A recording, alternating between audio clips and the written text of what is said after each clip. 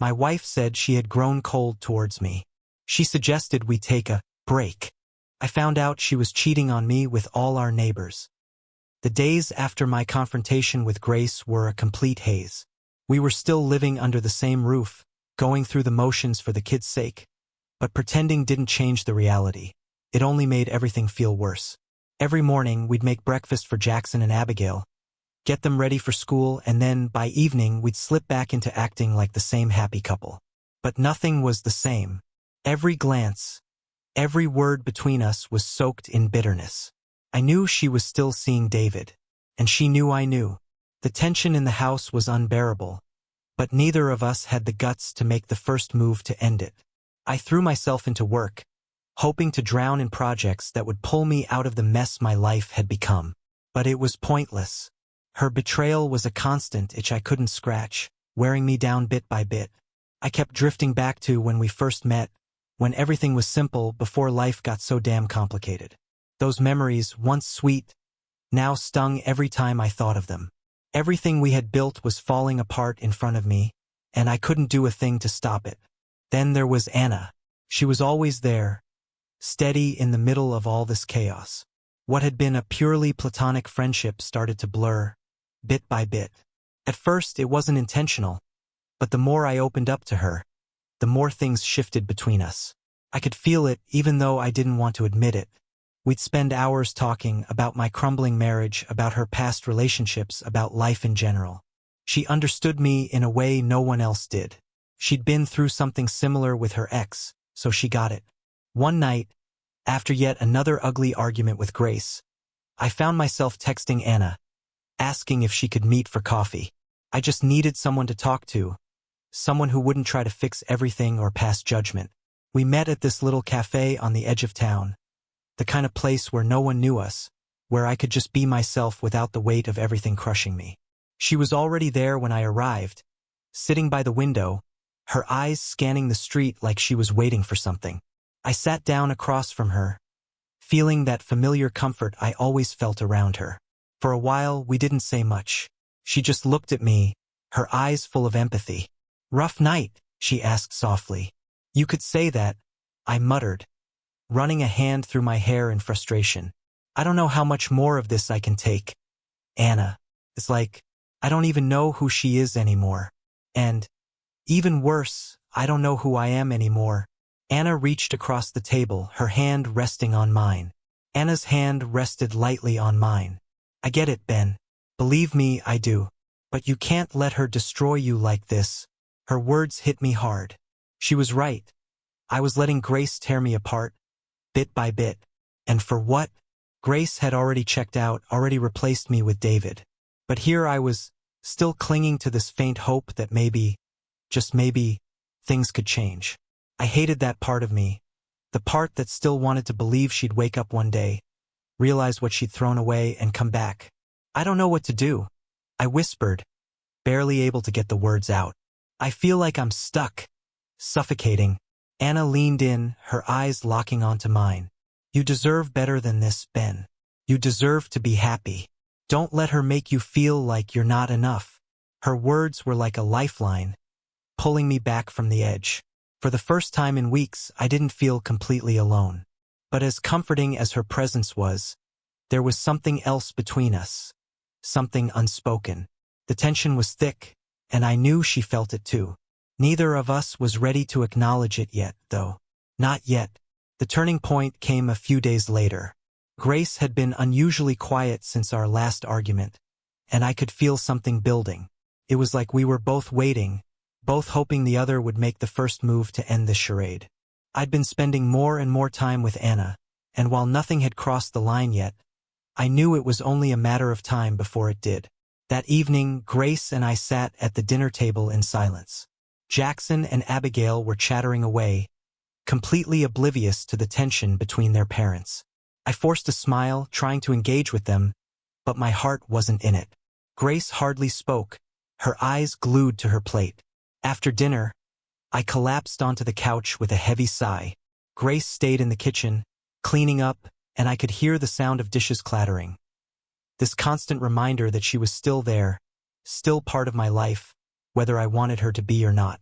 Then, I heard her phone buzz on the counter. I didn't have to look to know it was him, David. My stomach twisted with anger, but I didn't move. What was the point? She wasn't even trying to hide it anymore. Later that night, after the kids were in bed, Grace finally spoke. "We need to talk," she said, her voice calm, though I could feel the weight of what was coming. I sat up, bracing myself. "What is it?"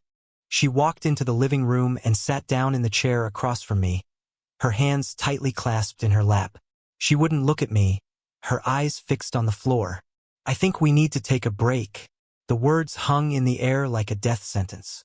I had known this was coming, but hearing it out loud felt like a punch to the gut. Hearing her say it out loud hit me like a sledgehammer. "A break," I repeated, my voice shaking despite my best effort to keep it steady.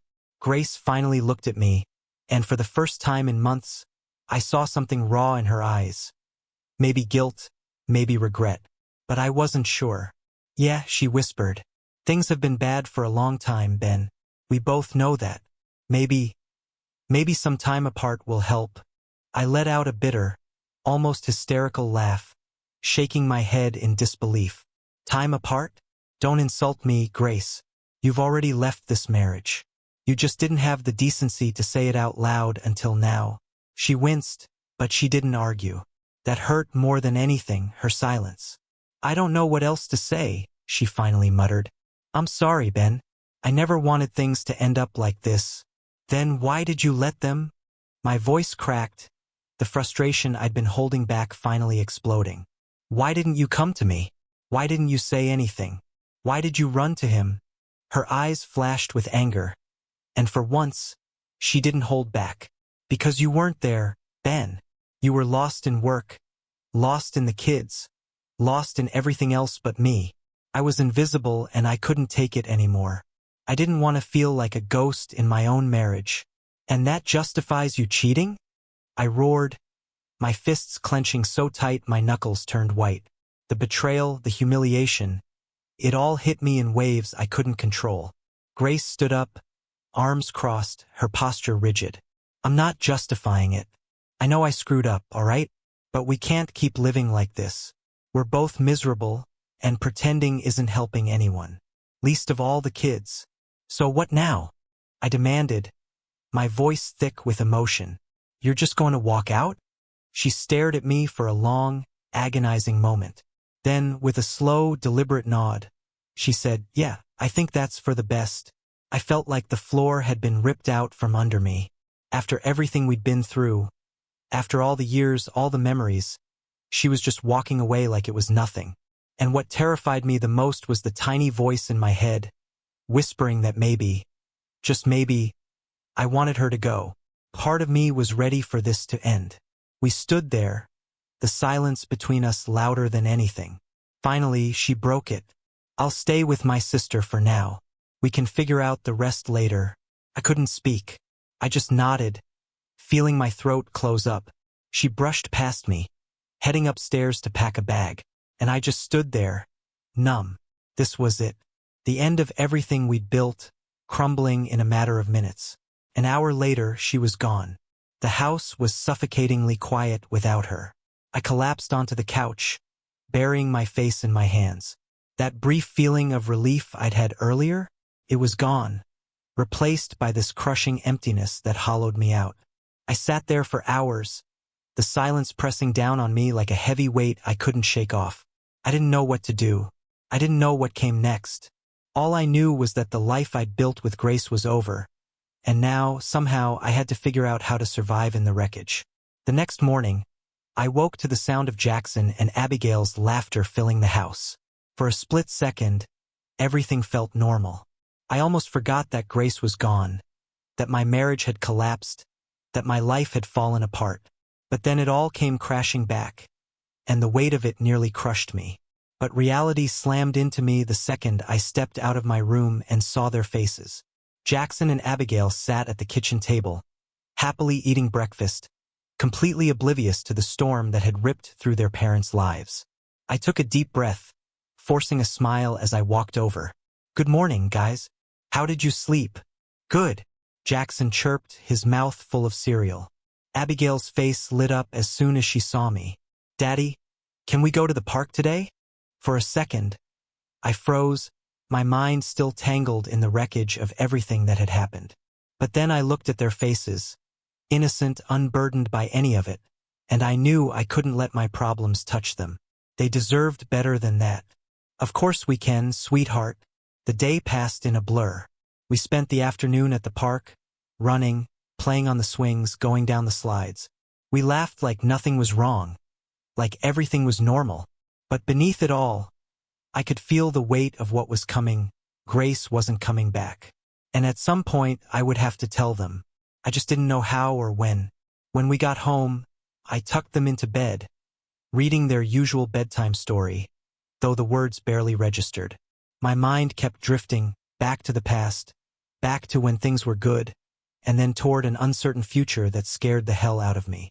Once they were asleep, I sat on the couch, staring blankly at the wall, wondering how I'd ended up here. I'd spent so long trying to keep everything together, trying to be the perfect husband, the perfect father. Yet it had all fallen apart anyway, slipping through my fingers no matter how hard I tried to hold on. Then my phone buzzed on the coffee table, and Anna's name lit up the screen. I stared at it for a moment before finally picking it up.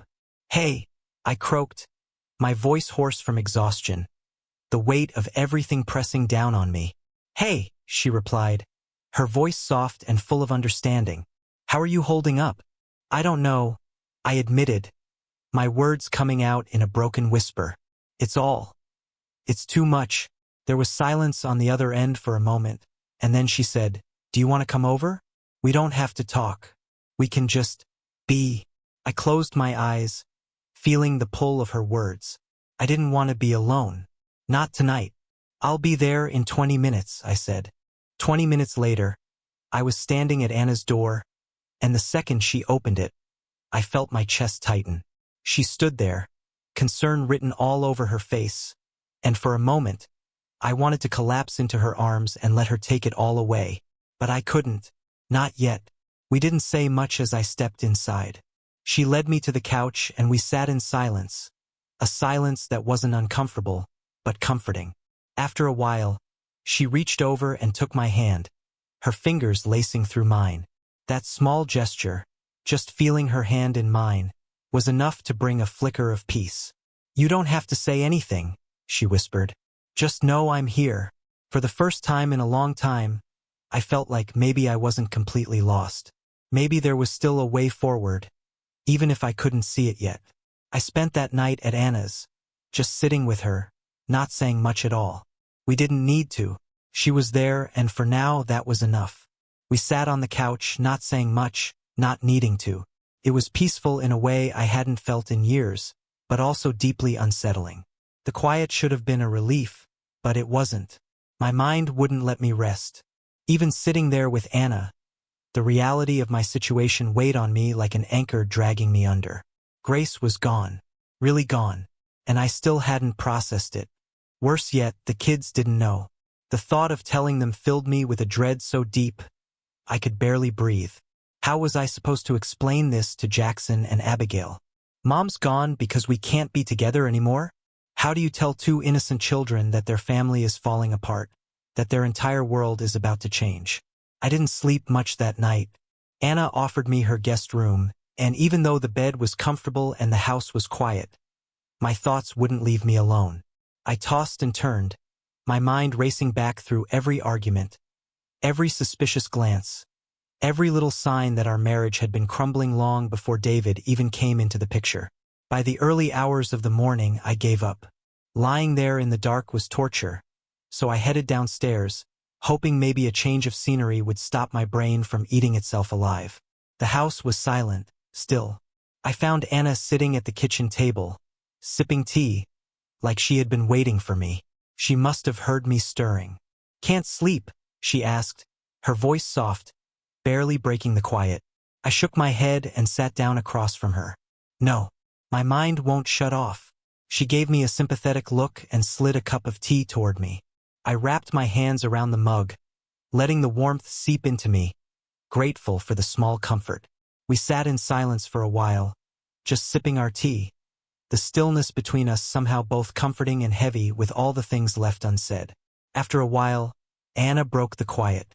"Have you thought about how you're going to tell the kids?" she asked gently. I sighed, rubbing my forehead, feeling the weight of the question settle over me. "It's all I've been thinking about," I admitted. "But I don't know what to say. How do you explain something like this to a 7-year-old and a 5-year-old?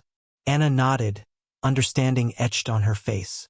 "It's not going to be easy," she said quietly, "but they're stronger than you think.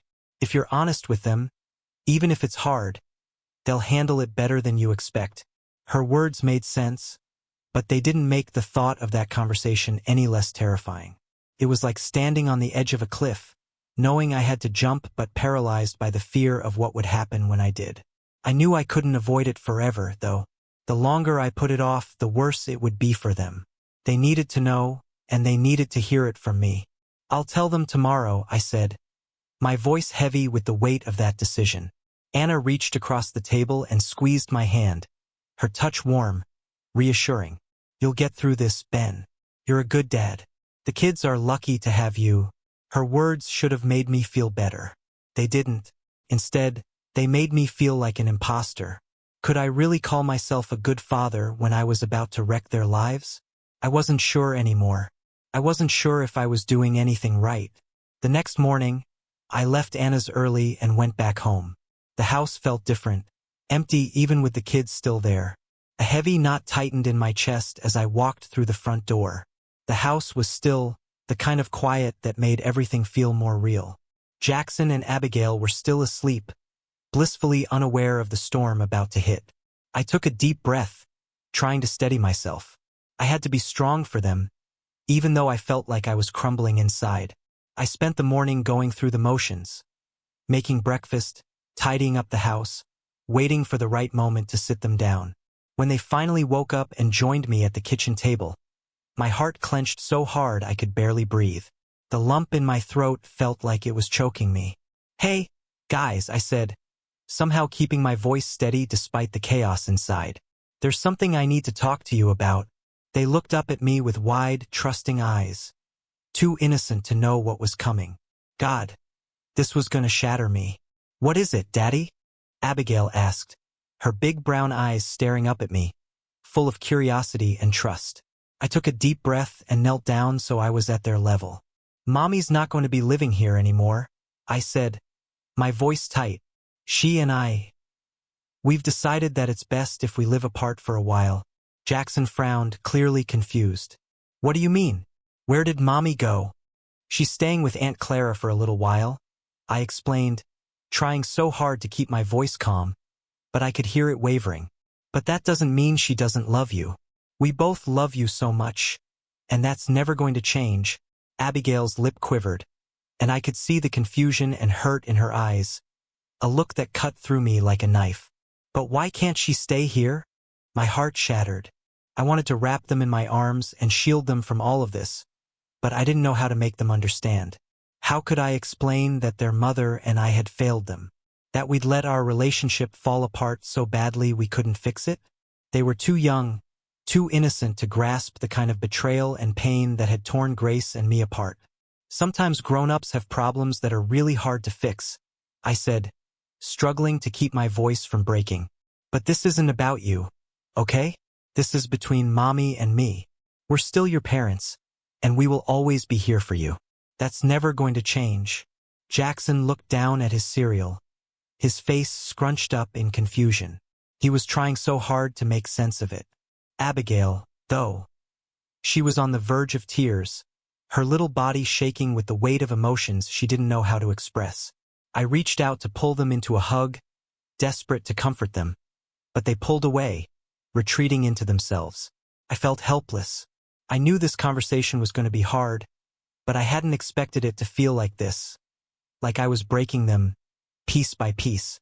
They didn't say much after that, just finished their breakfast in silence.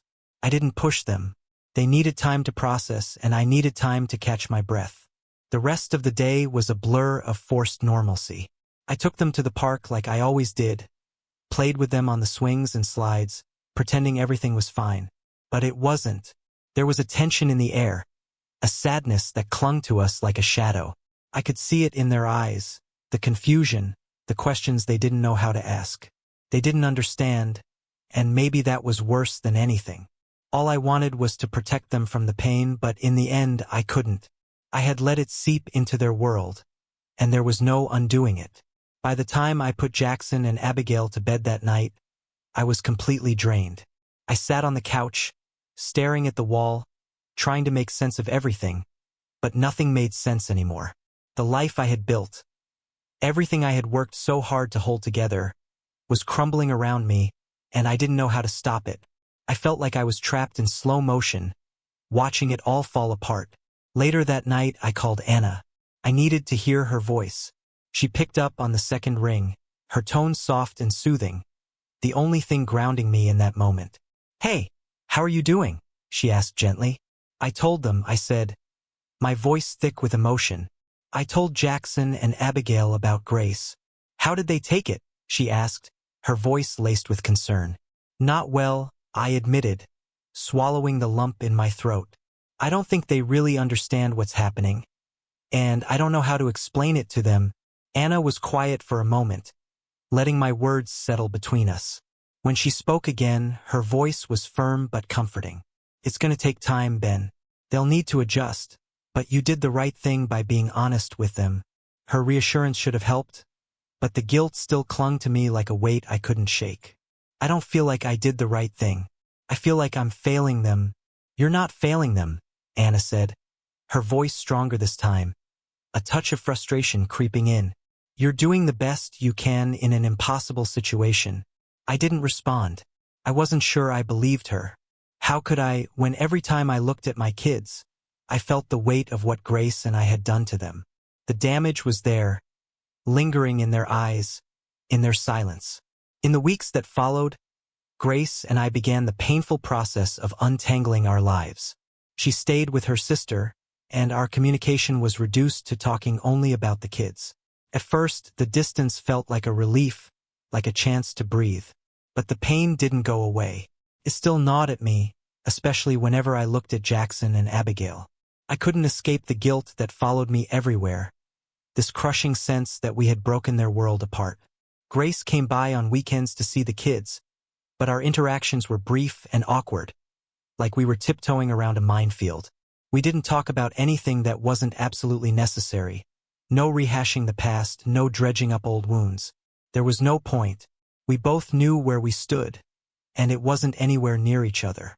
But even with the physical distance, I couldn't shake the feeling that I was still tethered to her, still trapped in the remnants of our broken life. Our lives were too intertwined to fully separate, and I felt stuck, living in this limbo, caught between a past that was already dead and a future I couldn't see yet. During all of this, my relationship with Anna continued to grow, but we didn't push it further than friendship. We both knew that diving into something new while my life was still in pieces wasn't smart. But the connection between us was undeniable. It was there, simmering under the surface, something neither of us could ignore. Being with Anna gave me a sense of stability that I desperately needed. She was my rock, the one person who understood me in a way no one else did. We spent a lot of time together, talking about everything: life, love, mistakes, regrets. And while we never crossed any lines, I knew the feelings between us were real and growing stronger. But I also knew that eventually we'd have to stop dancing around it. We couldn't keep pretending that what was between us was just friendship forever.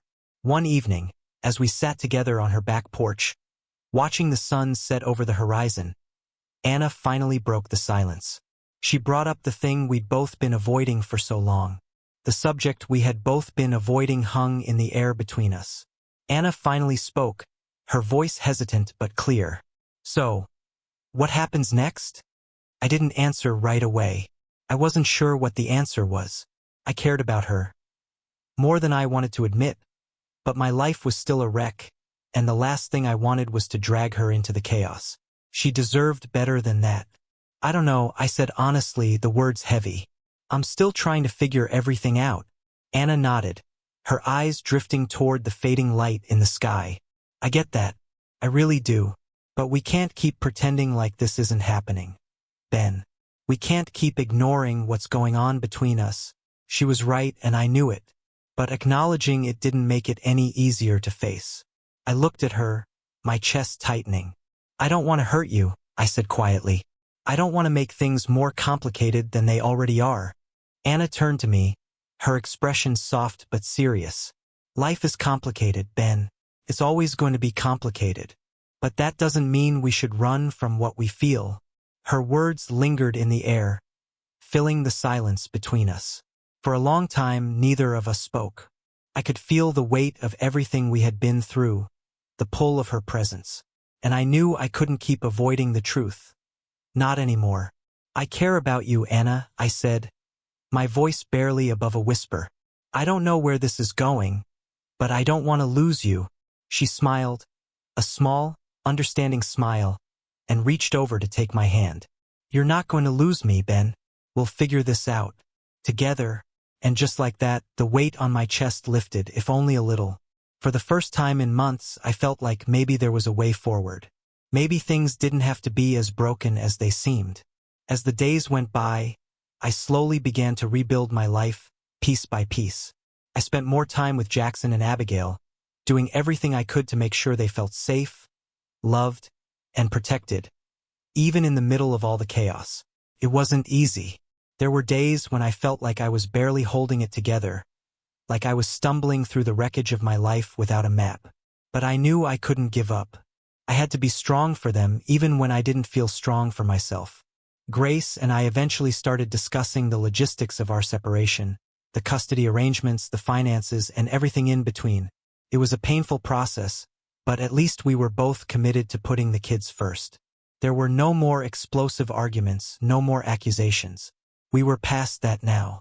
It wasn't about who was right or wrong anymore. It was about picking up the pieces and finding a way to move forward. As for Anna, our relationship kept evolving. We weren't rushing anything, but the connection between us was undeniable.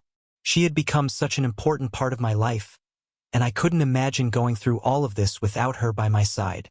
She was my anchor, my steady hand when everything else felt like it was slipping away. A few months after Grace and I had officially separated, Anna and I sat together in my living room one quiet evening, talking softly while the kids slept upstairs.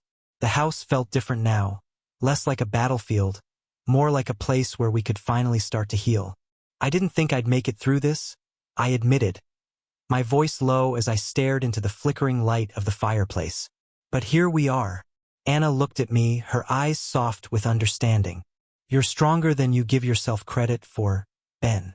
You've been through hell, but you're still standing. I shook my head, a small, rueful smile tugging at my lips. I don't feel strong. You don't have to, she said, her voice gentle. Sometimes, just surviving is enough.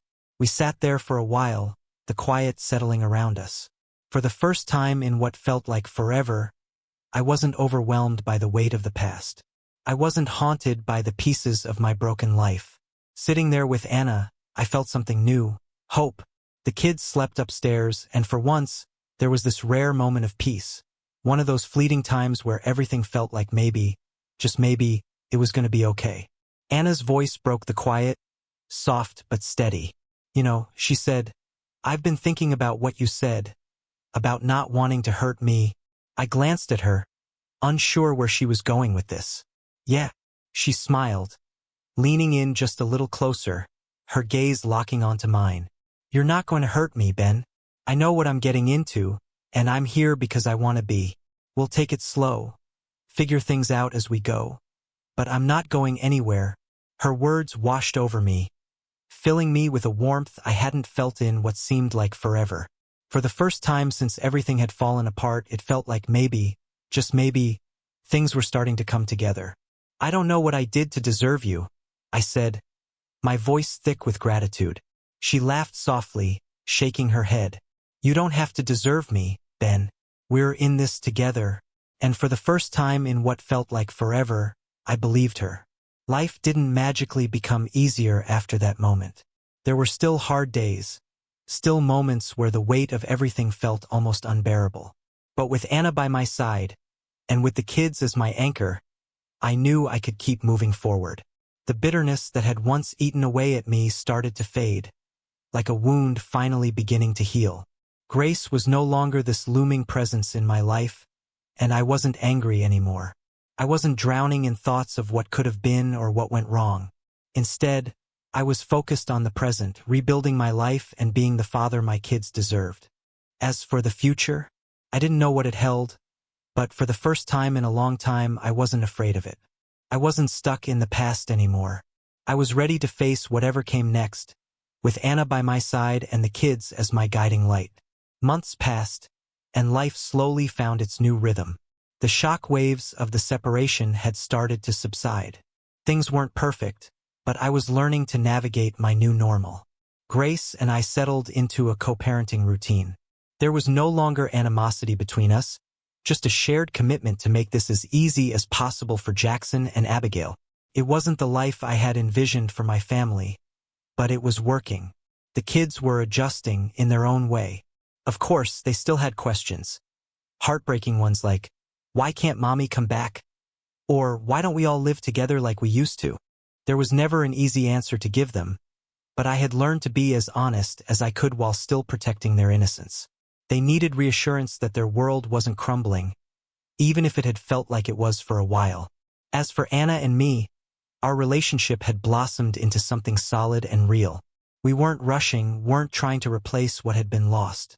Instead, we were building something new, slowly, carefully, as we both healed from the wreckage of our pasts. She had become an essential part of my life, a steady presence that I could lean on when everything else felt uncertain. And for the first time, I wasn't haunted by what I'd lost. I was excited for what might come next. Anna wasn't just a part of my life anymore. She had become part of the kids' lives, too.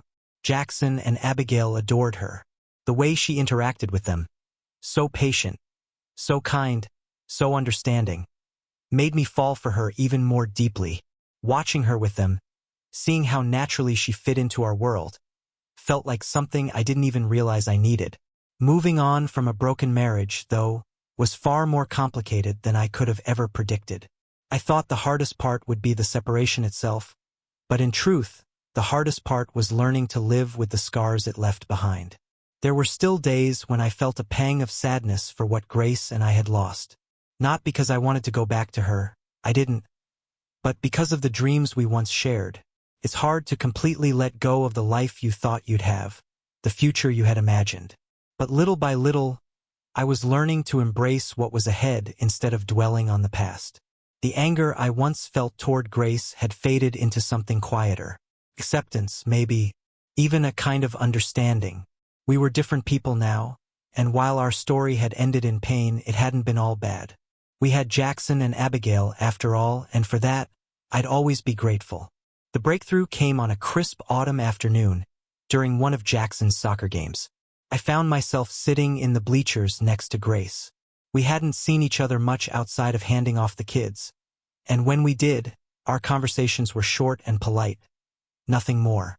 But as we watched Jackson run across the field, something shifted between us.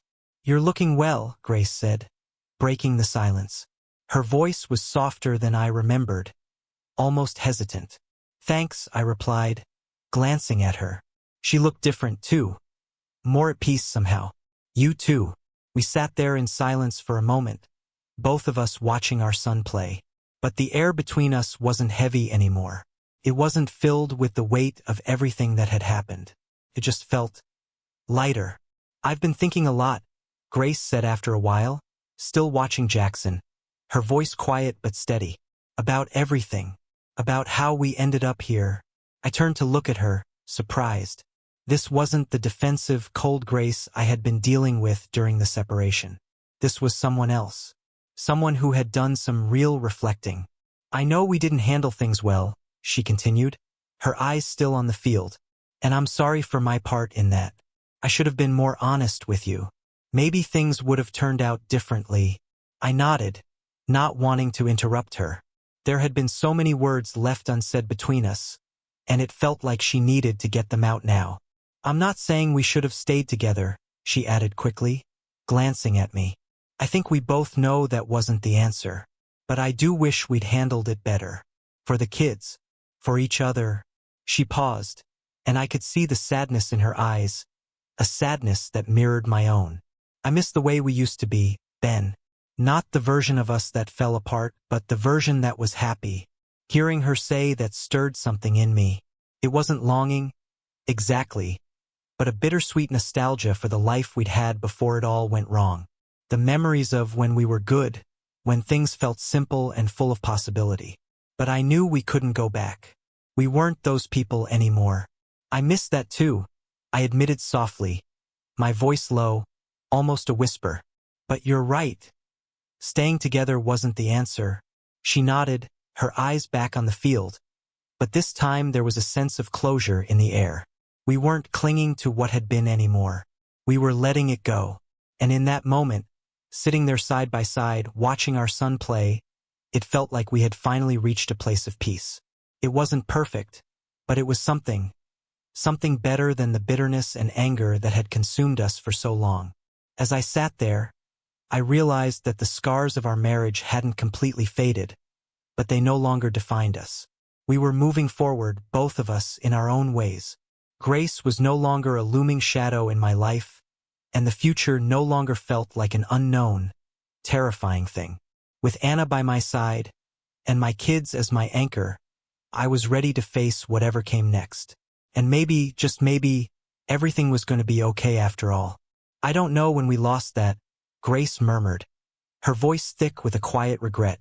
But I'm sorry we did. I sat there, silent for a moment, letting her words sink in. She was right. There had been a time when we were happy, a time when we were in love, when everything seemed possible. But that version of us, the one filled with hope and promise, had been gone long before David ever came into the picture. I'm sorry too, I said finally, my voice low, steady. I wasn't there for you the way I should have been. I let us drift apart, and I didn't see what was happening until it was too late. Grace nodded, her eyes still fixed on the field, but I could see the weight of those years in her expression. Maybe we were just too young. Maybe we didn't know how to handle everything that came our way. But I don't regret our time together. We had some good years. Yeah, I agreed, my voice soft. We did, and that was it. No grand reconciliation. No dramatic moment of closure. Just a quiet, unspoken understanding between two people who had once been in love but had grown apart. We weren't going to fix what was broken, but we were both ready to move forward in a way that was healthier, for us, for the kids, and for the lives we were rebuilding separately. That night, after the game, I told Anna about the conversation. We were sitting on her porch, the cool autumn breeze rustling the leaves around us. She listened, quiet, her hand resting gently on my knee, a steady presence in the midst of it all. When I finished, she smiled softly, her eyes reflecting warmth and understanding. That's a good step, Ben, she said. It sounds like you both needed that. I think we did, I agreed, exhaling as if I'd been holding my breath for months. It feels different now, like we can finally just focus on co-parenting. Without all the baggage, Anna leaned her head on my shoulder, and we sat there in silence, the weight of the past finally starting to lift. I hadn't realized just how heavy it had been until it began to ease. As the months passed, my relationship with Grace became more amicable, almost unexpectedly so. We found a rhythm that worked, balancing the kids' schedules, splitting holidays, and attending school events together without any tension. It wasn't perfect, but it was better than I had ever hoped it could be. The kids were adjusting too in their own ways. Abigail, especially, had struggled with the separation at first, always asking when Mommy was coming back. That question tore at me every time. But as the days passed, she seemed to accept that this was the way things were now. Jackson, being older, understood more. He was quiet, thoughtful. He didn't talk about it much, but every now and then, he'd ask a question, and I'd do my best to answer honestly, even when the truth was hard. One day after school, Jackson came up to me while I was working in the yard. He stood there for a moment, just watching me, and I could feel the weight of whatever was on his mind. "Dad," he finally said, his voice small but direct. "Yeah, buddy?" I asked, wiping the sweat from my forehead, knowing what was coming. Are you and Mommy ever going to get back together? The question hit me like a punch to the gut. I had been expecting it for a while, but hearing it out loud made my chest tighten. There it was, the question that had been hanging in the air for months. The one I knew would come but still wasn't prepared to answer. I crouched down so I was at his level, looking into his eyes. I could see the hope there, the confusion, and it broke my heart. Jackson, I started softly, choosing my words carefully. I know this has been really hard, and I wish I could say yes, but no, buddy. Mommy and I aren't going to get back together. His face fell just a little, and it was like watching a part of his world crack. Why not? I don't get it. I swallowed hard, trying to keep my voice steady. Sometimes, grown-ups just can't make things work no matter how much they want to. It's not about you or Abigail or anything you guys did. It's just, we weren't happy together anymore. But we both love you and your sister more than anything, and that's never going to change, okay? He nodded, though I could tell he was still trying to process it. He didn't cry, but the weight of understanding settled on his young shoulders. I pulled him into a hug, holding him tight, feeling his small arms wrap around me. For a moment, neither of us moved, both of us just holding on, like we could keep the world steady if we stayed like that long enough. I love you, buddy, I whispered into his hair. I love you too, Dad, he mumbled, his voice muffled against my chest. When we pulled apart, there was a quiet acceptance in his eyes. It wasn't easy, it never would be. But he was strong, stronger than I'd given him credit for. As he turned and ran back inside, I stood there, watching him go, the weight of the moment pressing down on me. I wasn't sure if I'd said the right thing, but I knew it was the truth. And maybe, in the end, that was all I could offer him. My honesty, my love, and the promise that, even though everything had changed, we would still be okay. We would find a way to keep moving forward. Together. Looking him in the eye, I took a deep breath. No, Jackson. We're not getting back together. He frowned, clearly struggling to process that. But why? You were happy before, right? I nodded, choosing my words carefully.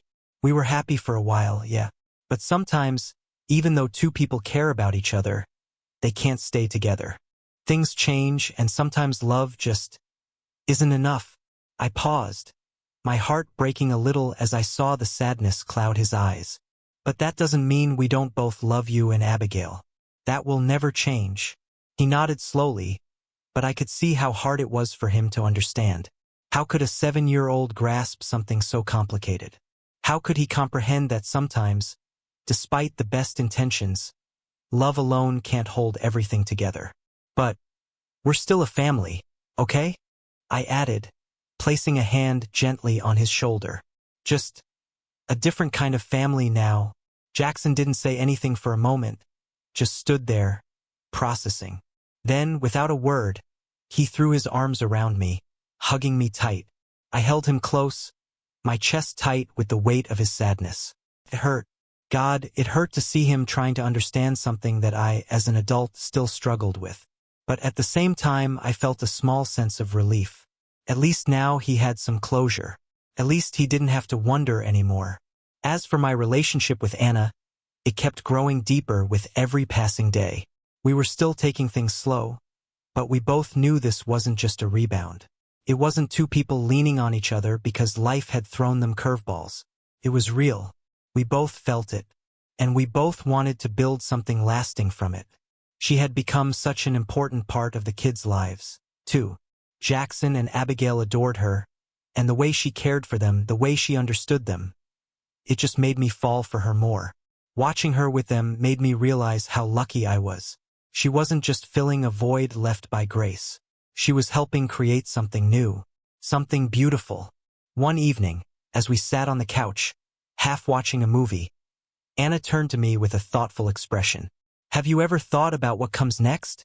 she asked softly. I raised an eyebrow, unsure of what she meant. "What do you mean?" "I mean, us. Where is this going?" I paused the movie and turned to face her fully, my heart racing slightly. "I've thought about it a lot, actually. I want this to last, Anna. I want us to last." She smiled, but there was still a flicker of uncertainty in her eyes. I want that too. But, are you ready for that? I mean, really ready? I reached for her hand, squeezing it gently. I'm ready, I said, my voice steady. I've been through enough to know that what we have is real. And I don't want to lose it. Her smile widened, the uncertainty fading, and she leaned in to kiss me softly. Good, she whispered against my lips, her voice full of warmth. Because I'm all in, Ben. I'm all in. And just like that, the future didn't seem so scary anymore. For the first time in a long time, I was excited about what lay ahead. There would still be challenges, of course there would. Grace and I would always have to navigate the complexities of co-parenting, and life would never be as simple as it once was. But I wasn't afraid of those challenges. Not anymore. Anna and I continued to build our life together, slowly but surely. We spent weekends with the kids, went on small trips, and even started talking about the future, about what we both wanted, what we were ready for. It wasn't rushed, it wasn't forced. It just felt right, like we were exactly where we were supposed to be. For the first time in years, I felt hopeful. I wasn't haunted by the past anymore, and I wasn't afraid of the unknown. With Anna by my side and my kids at the center of it all, I knew we could face whatever came next. We were building something solid, something real, and that was more than I had ever thought possible after everything had fallen apart. The future didn't scare me anymore. Felt like a new beginning. We had even started talking about the possibility of moving in together someday. It wasn't rushed, and it didn't feel forced. It just felt right. The scars from my marriage to Grace would always be there, but they no longer defined me. I had learned to live with them, to accept that they were part of my story, but not the end of it. And in doing so, I had found something new, something worth holding on to. The final piece of closure came one summer afternoon, almost a year after Grace and I had separated. We were both at a school event for Jackson, standing off to the side while the kids played with their friends. It was one of those rare moments where everything felt settled. Grace glanced over at me, and for the first time in a long time, she smiled. Not out of politeness, but a genuine warm smile. You look happy, she said softly, her tone carrying no bitterness, only warmth. I am, I replied honestly, my voice steady. I really am. She nodded, her smile widening just a bit. Good. You deserve to be. So do you, I added, meaning it in a way I hadn't been able to before. I could see it in her eyes. She had found her own peace, just as I had found mine. The tension, the anger, the regrets. They had all faded into something quieter. It wasn't perfect, and it never would be. But it didn't need to be. We stood there together, watching Jackson and Abigail running across the field, laughing with their friends, their faces lit with pure, carefree joy. It hit me then, as I watched them, that everything had turned out exactly the way it was supposed to.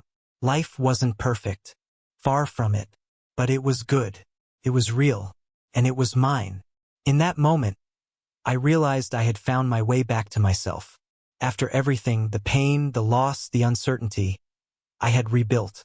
And that, more than anything else, was the greatest gift of all.